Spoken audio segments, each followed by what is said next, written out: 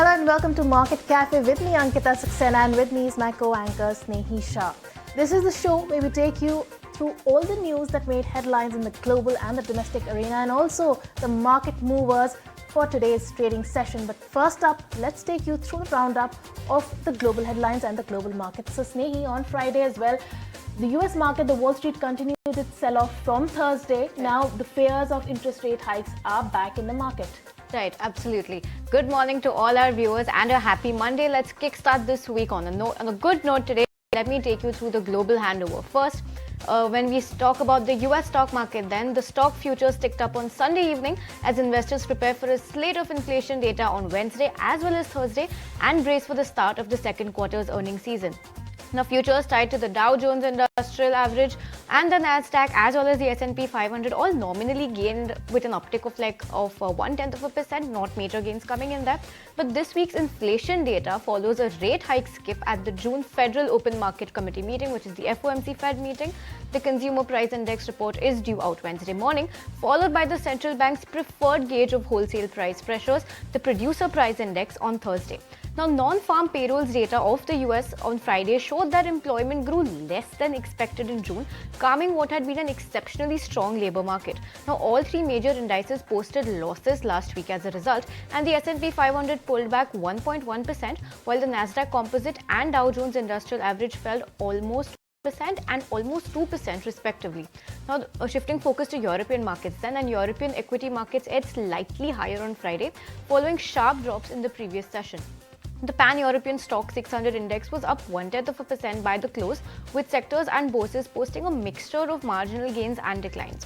Media stocks logged the biggest losses with 1.3% drop, while chemical stocks were up 1.5%. So this is what the global handover looked like. Lots of interesting data to look out for when it comes to the Wall Street, and a mixed handover coming in from the European markets as well.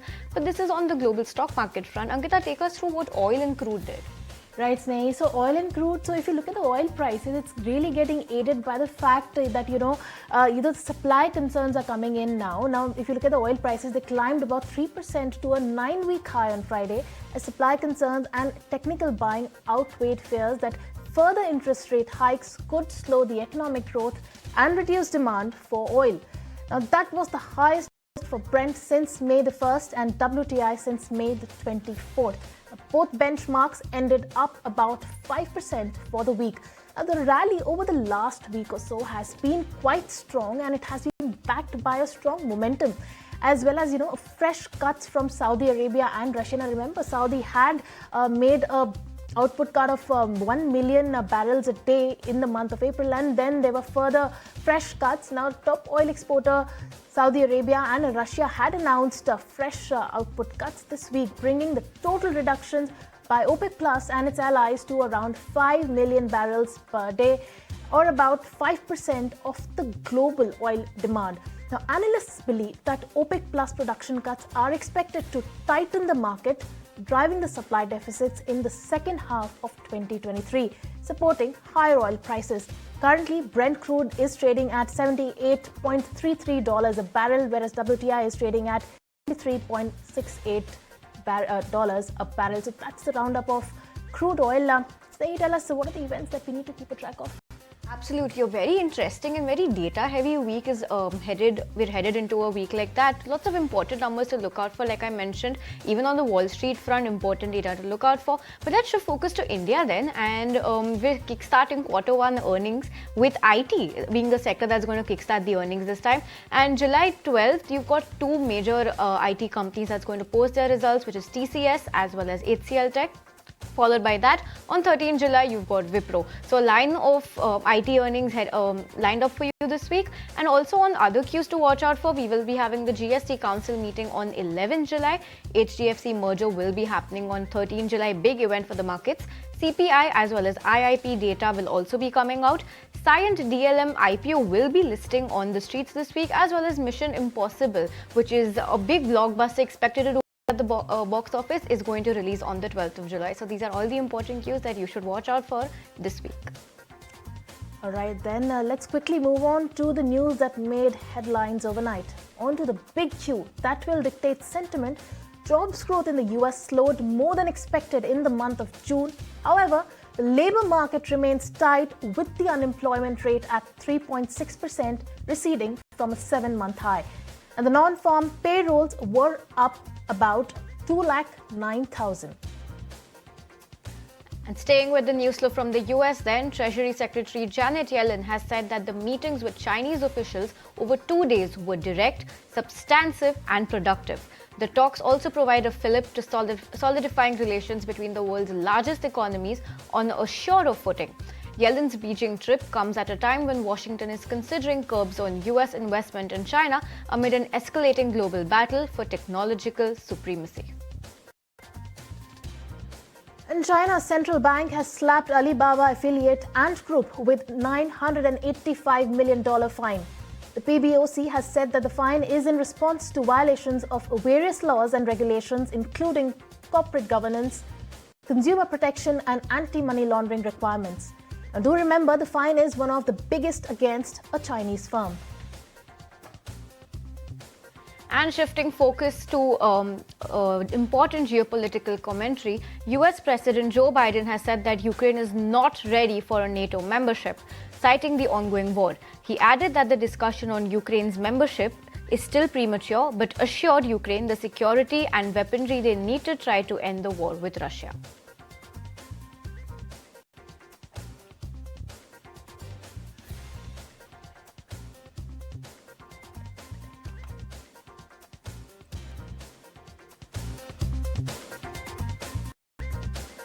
As the EV race heats up, Tesla has once again affirmed its dominance in the industry with the highest sales in the first half of 2023.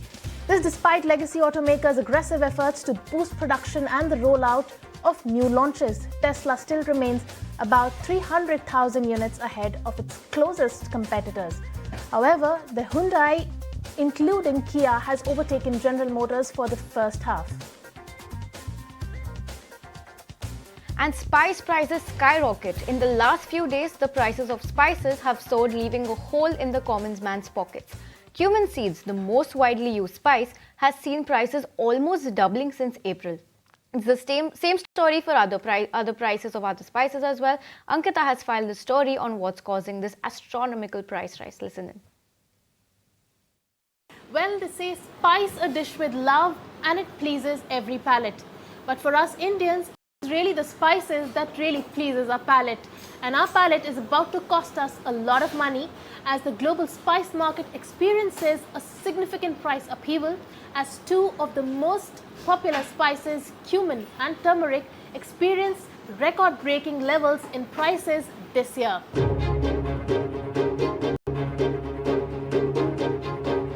Cumin and turmeric have seen substantial increases in their prices this year. Cumin, renowned for its warm and earthy flavor, has witnessed an astonishing surge in prices, shooting up by an alarming 85% in 2023 alone. This unprecedented rise can be attributed to lower availability, which has put immense pressure on the market. The scarcity of cumin has caused suppliers to hold firm onto their pricing, capitalizing on the soaring demand and limited supply. And this bullish trend in cumin prices is expected to continue due to the prevailing demand-supply scenario. Actually ये 1-2 महीना में मसालों की कीमत बहुत बढ़ी है, उसका वजह से होटल इंडस्ट्री को और उसका कॉस्ट हम लोग को निकालने के लिए बहुत तकलीफ़ आ रही है क्योंकि बजट अपना एकदम ऊपर जा रहा है और कस्टमर्स भी अभी कोविड का इम्पैक्ट है अभी तक, इसके लिए बहुत प्रॉब्लम है और रेट बढ़ाएंगे तो कस्टमर अपना कम हो जाता है, इम्प्रूव नहीं हो सकते कस्टमर और ये सब महंगाई कब तक चलेगी क्या मालूम. Not far behind, turmeric, with its vibrant color and distant flavor, has also experienced a sharp increase in prices. In the first half of 2023, turmeric prices have risen by 8%, nearing record highs, and in the last 1 month it has gone up 24%, while the coriander has seen a 15% surge in the last 1 month.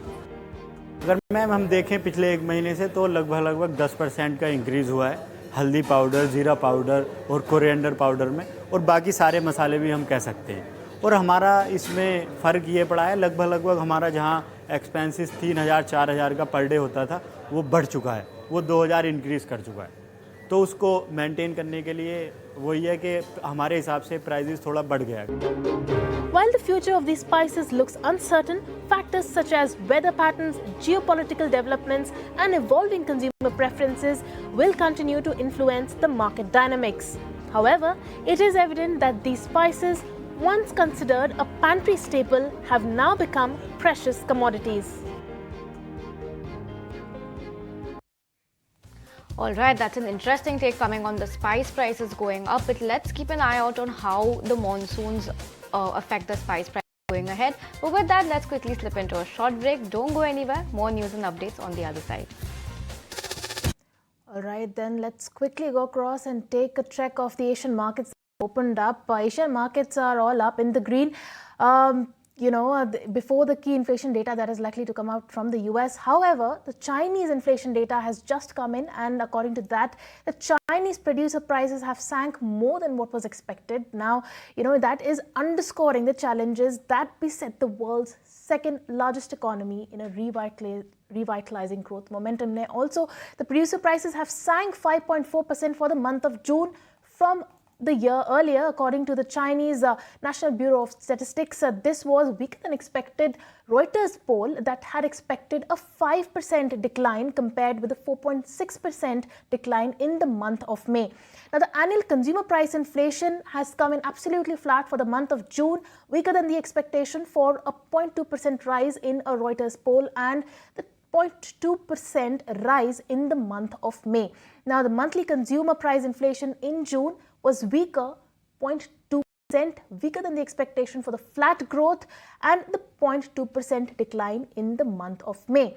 Now, on the back of that, and of course, we are seeing a rise in Asian markets. We can see Shanghai markets, they are up 0.3% in trade as of now, and we'll go across to other markets in Asia as well. We have Nikkei. Nikkei has actually inched a bit low. It opened in the green, now is lower. It's down 0.8%, actually 266 points. It has tumbled.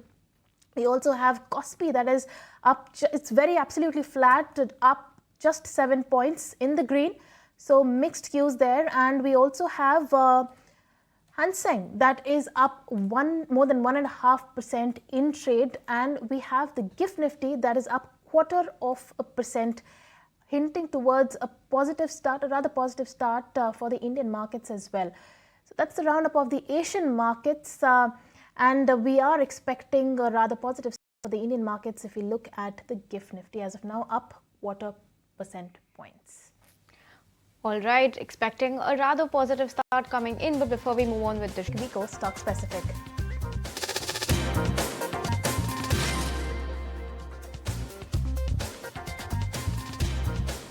Good morning, welcome back to Market Cafe. Thanks for staying tuned to ET Now. Now let's move on with the show then. And July 20th is determined as the record date for the demerger of Reliance Industries and its financial services arm, Reliance Strategic Investments. The new entity will be renamed as Jio Financial Services. Meanwhile, the company has cancelled all public shares of Reliance Retail. My colleague Somit is joining us with more details. Somit? So Reliance came out with this announcement on Friday where they said that the step down subsidiary Reliance Retail, they'll cancelling all the 24 lakh shares which are owned by public shareholders. Now, public shareholders who hold close to 0.07% stake in Reliance Retail will get close to 1,362 rupees per share for that. Now, why is RL doing so? Now, Reliance Industries holds around 85.06% stake in Reliance Retail Ventures, which then owns around 99.93% stake in Reliance Retail. Now, this is Reliance Industries' second attempt to provide an exit to these few public shareholders. Now, the first attempt was made in 2019, and even if in going out in future, Reliance Reliance Industries plans to list its retail arm. It will be RRVL, that is Reliance Retail Ventures, that will get listed on the exchanges and not Reliance Retail, and hence Reliance Industries is providing an exit to this public shareholders. Now on the value part, if you see at 1,362, Reliance Retail's current equity valuation stands at around 6.8 lakh crore rupees. Now the future value of this could be higher because there are a lot of convertible instruments like preference shares and debentures which are yet to be converted into equity. Now on dilute equity base, if you see, the valuation goes up to as much as 12.7 lakh crore rupees.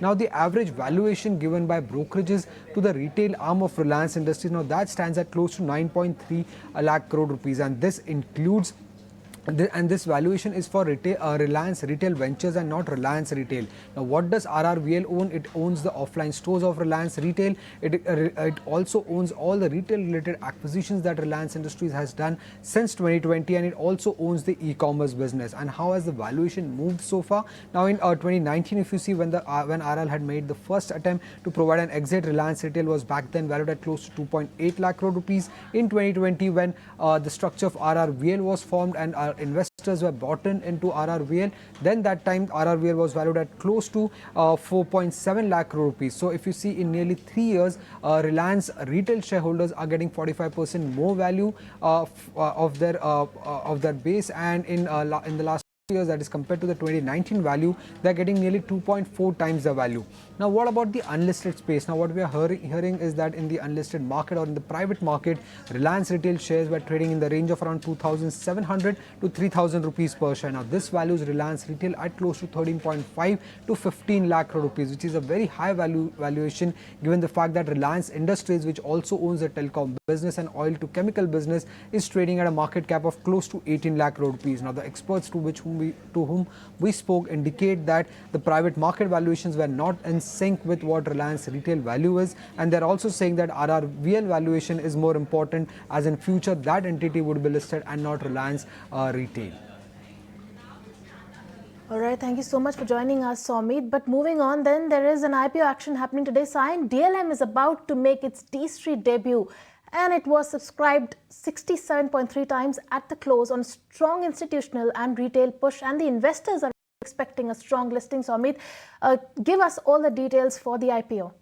Well, signed DLM at the issue price of 265 will hold a market capitalization of around 2,100 crore. Now the company had raised close to 592 crore rupees, entirely complete fresh issue, and they were using these funds for working capital purpose, debt repayment and for acquisition. Now along with that, if you see, its nearest peer is Sirma SGS, Keynes, DCX System, and the financials have grown at a stable rate for signed DLM so far. Now if you see the valuations of the company, now if you assume a 15% revenue growth, that is what the company has posted over the last 4 financial years, and the peak net profit margin of 5.5% for FY24, then signed DLM could generate a profit of close to 53 crore, which places the valuation at close to 40 times. Now when compared to peers, it is cheaper because Sirma SGS is trading at around 41 times, while Keynes is trading at around 45 times. Now also, if you compare signed DLM's valuation with other electronic manufacturing service providers like Dixon and Avalon Tech, the valuations are pretty much at par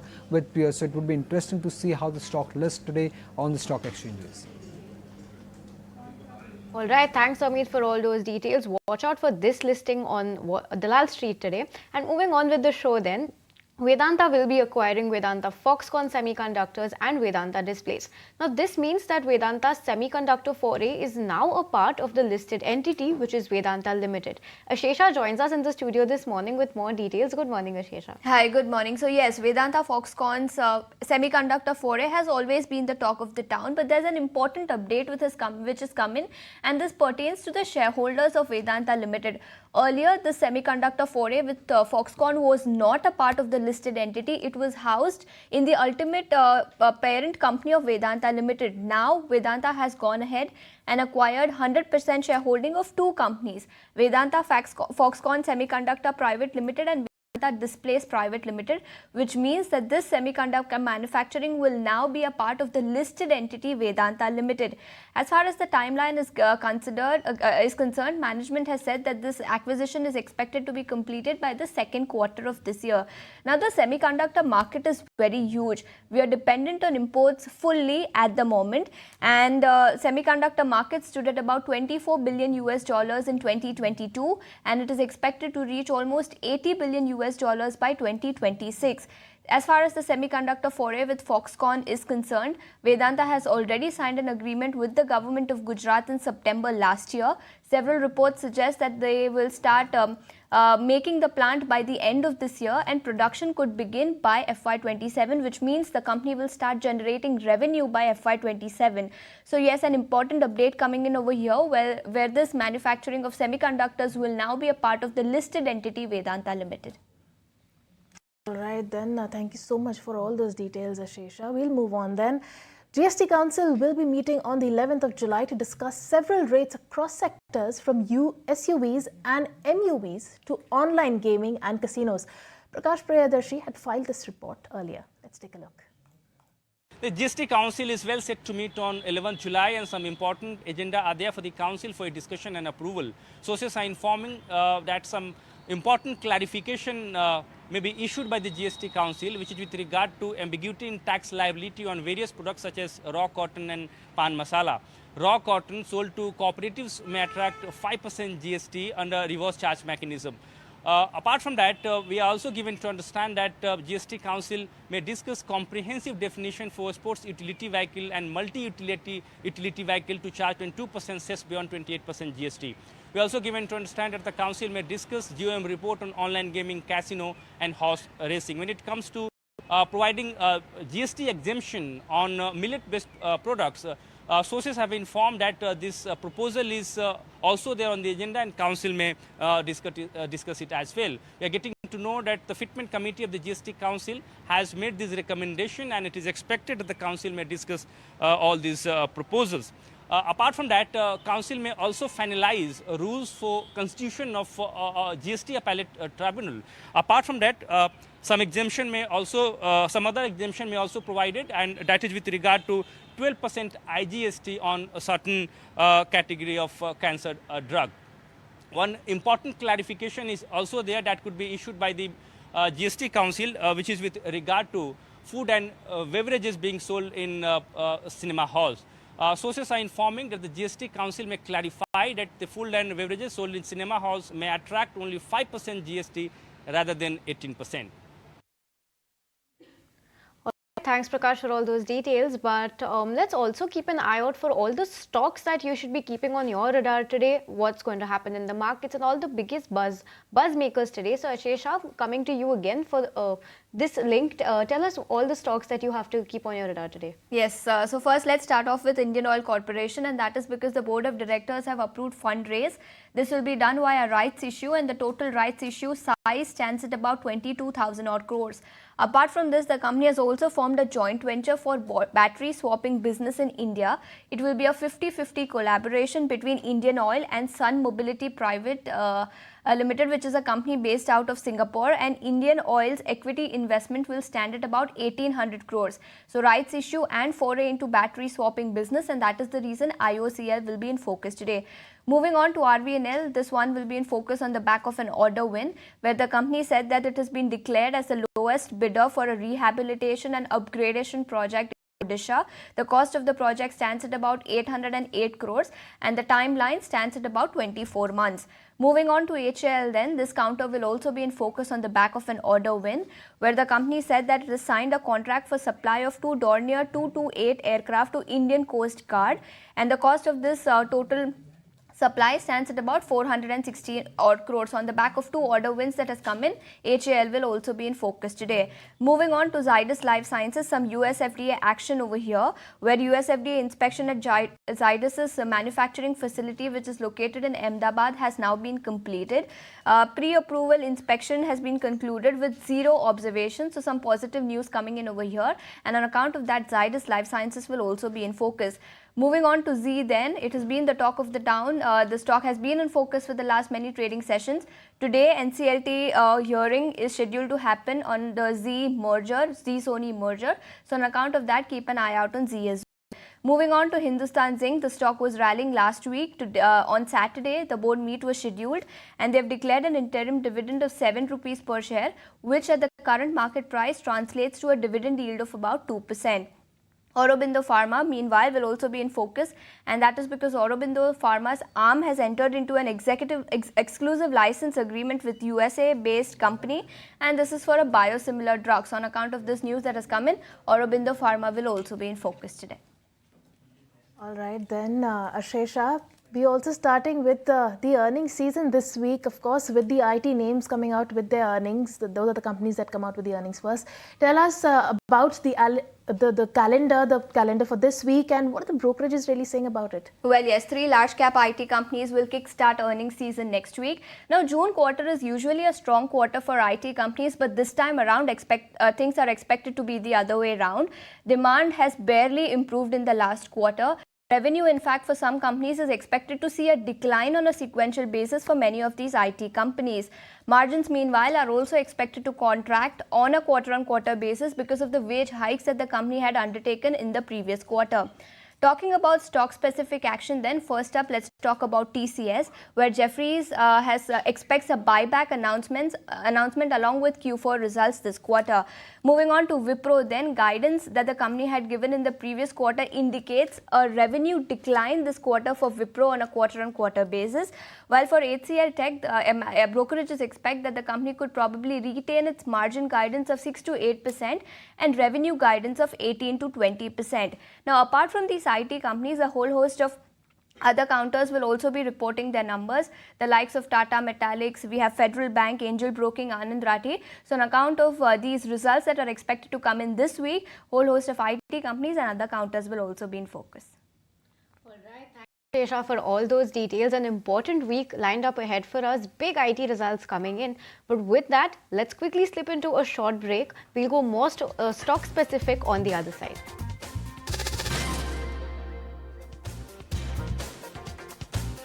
Welcome back. You're watching Market Cafe with me, Ankita Saxena, and with me is Snehi Shah. Let's quickly move on to the market movers for this trading session. Now, Keystone Realtors and Sula Vineyards are likely to be in focus today on the back of their Q1 updates. How have these companies really performed? Well, my colleague Bamakshi is joining in with more details. Take it away, Bamakshi. Well, yes, Keystone Realtors, let's first start off with this counter. Good Q1 update coming from this counter. As we know, the company has achieved the best ever Q1 pre-sales performance, and pre-sales actually stood at 500 crores, which is more than double that we saw in the same quarter last year. In fact, and not just that, the collections have also remained robust, coming in at 490 crores, an uptick of almost 22% is what we're seeing on a year-on-year basis. Other than that, the company has launched 2 projects with a saleable area of 0.6 million square feet, and it also has an estimated gross development value of almost 890 crores. Now, keep in mind that this is in line with the guidance that the company had given. Not just that, the company also had a good business development pipeline this time around. They added 3 new projects with a saleable area of 1.1 million square feet and an estimated gross development value of 2,500 crores. Now, keep in mind that all these are some of the redevelopment projects that the company has undertaken. So, all in all, it looks like a good Q1 as far as Keystone Realtors is concerned. But what about Sula Vineyards? Well, the company has recorded its highest ever Q1 net revenues. The company has recorded strong double-digit sales growth in the first quarter. Net revenue saw an uptick of almost 17% on a year-on-year basis, and in fact, this was largely led by their own brands, which saw an uptick of almost 24% on a year-on-year basis. And in their own brands, the elite as well as the premium brands led the show with an impressive nearly 30% growth. Wine tourism, which is another segment that contributes to the company's revenue, also saw an uptick of almost 11% on a year-on-year basis. So all in all, it looks like a good Q1 as far as Keystone Realtors as well as Sula Vineyards is concerned. Swamakshi, for all those details. Let's keep an eye out on all these names. Stay with us, Swamakshi, then, because we've got brokerage notes this morning coming in from Jefferies and MK as well. So take us through what these brokerages are saying and the stocks that they're keeping on their focus today. Let's start off with ICICI Prudential. We have a note coming in from Jefferies, and they have highlighted that in the month of June, the premium grew at almost 12%, which is the highest level that the company has seen over the last 13 months. The distribution efficiency is also seeing an improvement, and given all these factors, Jefferies has maintained a buy rating on this counter. They've also gone ahead and hiked their target price from 640 per share to 700 per share. Other than that, watch out for United Spirits. We have a note coming in from Macquarie. Now, on Friday, we did see Karnataka state government hike the tax on as far as the spirits are concerned, and in fact the tax hike is expected to weigh on growth, is what Macquarie is highlighting.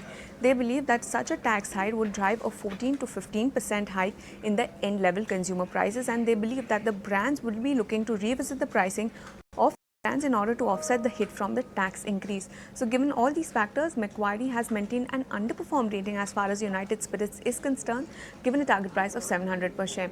And lastly, keep an eye out on delivery. We have a brokerage note coming in from MK, and they have highlighted that India's e-commerce shipments market should at least double by FY26. They're expecting a revenue CAGR of almost 24% from FY23 to 26. They expect the company to reach 7.8% of adjusted EBITDA margin, and they also expect the company to see a PAT turnaround by FY26. The cost of transportation in the B2C express segment is actually nearly 20% cheaper than the competition, and in fact they believe that this is a very good play as far as the long-term structural growth story is concerned in the Indian logistics space. So given all these factors, MK has initiated coverage on delivery with a buy rating given a target price of 465 per share.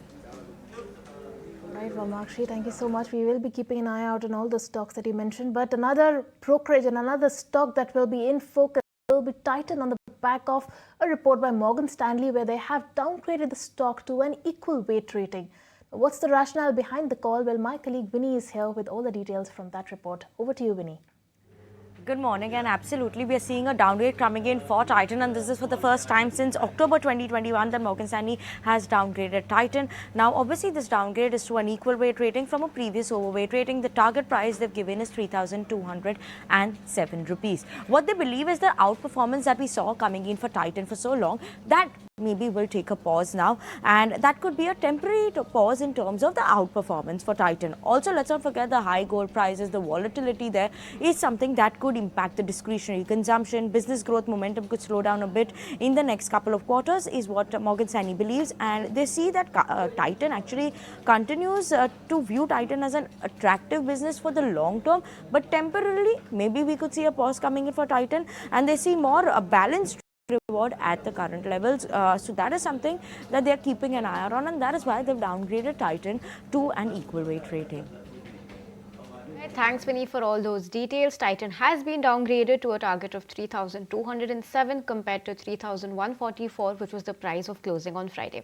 But let's get a move on then, and let's look at Balkrishna Industries, and it's going to be in focus on the back of its management meet. Now, the management has once again highlighted their aim for a 10% global market share in the OHT segment. My colleague Sharad is here with all the key highlights. Well, yes, important commentary coming in from Balkrishna Industries management, and they've stated and they've highlighted the vision for a 10% global market share when it comes to their OHT segment. And the OHT segment is, of course, the off-way highway tires segment, and currently the market share for the company in the global scenario stands between 5 to 6%. Apart from this, they have also reiterated the medium to long-term EBITDA guidance, and that is ranging between 26 to 28%. But currently, if you look at the numbers for FY23, that number stood at 80%. So there is, of course, of 600 to 800 basis points of increase in the medium term. Apart from this, the main question is the channel inventory. That has been an issue for the stock, and it is still higher than the normal, especially coming in from the European and the North American markets. But the end user demand, that is something they have stated is still holding up. Apart from this, the expected scenario for the inventory normalization is expected to kick in from the second half of FY24, and the full benefit of lower raw material costs, that is also expected to kick in the second half of the fiscal year. Apart from this, they have also stated that there won't be any price cuts, and the ASPs, which is the average selling prices, they should normalize to roughly 300 rupees per kg, as some of the commodity benefits come with a lag period. And of course, the benefits will be passed on. And lastly, they have stated that a better product mix should aid the ASPs and the margins over the medium term. All right, then. Thank you so much for joining us on that, Sharad. Then we'll move on then. Krishna Kumar Karwa, who's the MD of MK Global Financial Services, share his views, his take on the sectors he finds most underrated as well as the ones that are most overrated. Listen into where he sees values and which sector he thinks is overbought. Listen into what he had to say. I think some of the sectors which in the last 2 years have not done well, and of late, at least valuation seems to be in their favor, and we have seen some move already coming in. So I have been talking about insurance sector for some time, and now it has started playing out where the margin of safety was very high in terms of the valuations. So that was one segment where we could see. Another segment, I think, which has not done well in the last 12 to 18 months, relatively smaller segment, but again, the whole agrochemical space, for various reasons, including supply chain jam. I mean, overall glut in the overall ecosystem globally, and poor monsoons, etc. overall. But I think the valuations of many of those companies have come down to very attractive levels. So there is where some valuations should favor you. I don't deny the opportunity as far as the defense opportunity is concerned, but look at the valuations of many of those companies. I think there's clearly a sense of exuberance which is prevalent in that segment of the market. So yeah, I mean, you have one buyer and not no guarantee on cash flows for order books and all to value companies based on incoming orders. I don't think so. That's the right way to look at companies. So that's one segment where clearly there seems to be a lot of over exuberance, which we can possibly see. I think some of these manufacturing, electronic manufacturing, what they call, I think there again valuation seems to be, the opportunity seems to be very good, but the valuations again have gone ahead of the curve. My sense is there should be some consolidation which should happen. So we have been positive on the whole manufacturing opportunity for the last 12 to 18 months, and it has played out well. There are investors have on the overall portfolio made maybe 35 to 40% kind of returns, substantially outperforming the broad indices. So that's a very wide segment. If you look at it, that covers almost say 45 to 50% of the overall market cap, and that includes segments like auto ancillaries, CRAMs, and even pharmaceutical companies, agrochemical companies. So that is a very wide segment, engineering companies, etc. And there the opportunity is right from the local opportunities, the incentives which the government is giving, plus the capex cycle picking up, and the export opportunities, China plus one. So that's a very wide encompassing theme that we are very positive on. All right, that's a word coming in from Krishna Kumar Karwa of MK Global. But let's shift focus from manufacturing to new age tech names then. And a few stocks from this sector stand out while some still need to rise up to their competition. That's the word coming in from Centrum Broking's Nishal Maheshwari, who speaks more about this. Listen into his views. I see there has been at least 2 or 3 winners very clearly in the space, basically, who have been able to create a space of their own. So something like a Zomato, and that space was never there, basically, the takeouts. So you have to look at some of these spaces, basically, which are very clear winners out there, have a very strong presence. It's a sort of a duopoly out there, and anybody to now challenge them has to spend, like I think between both Swiggy and Zomato have spent $5 billion each to reach where they are. So I think nobody is going to actually challenge them.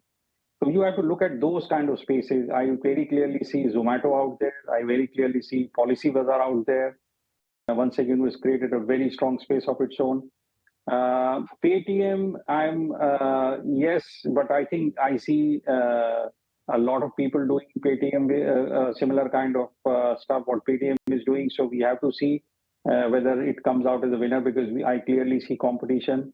Nykaa, I've been maintaining from day one, basically, that there is going to be a lot of competition out there, and I think it's going to suffer because of that. So I see clearly 2 spaces, Zomato and Policy Bazaar, as clear winners out there, and we have to keep on watching others, whether they are able to get their unit profitability right, and how fast they are able to achieve the profitability metrics. All right, with that, it's a wrap on this edition of Market Cafe. Thank you so much for tuning in. Snehi and I will take your leave, but you don't go anywhere. The market will take the action forward. Thank you so much for tuning in.